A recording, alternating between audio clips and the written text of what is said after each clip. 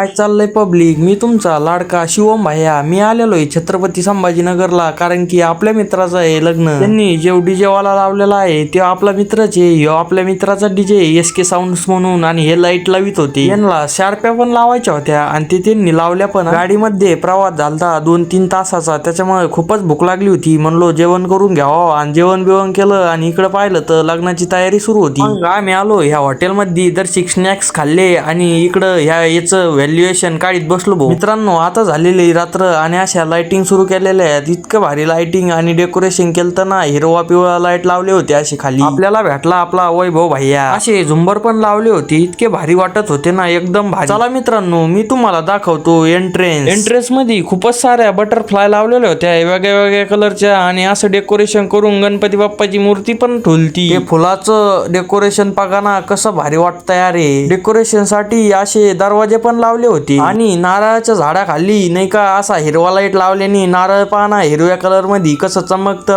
रात्रीचं लग्न आहे, त्याच्यामुळे लग्नाला उशीर आहे अजून.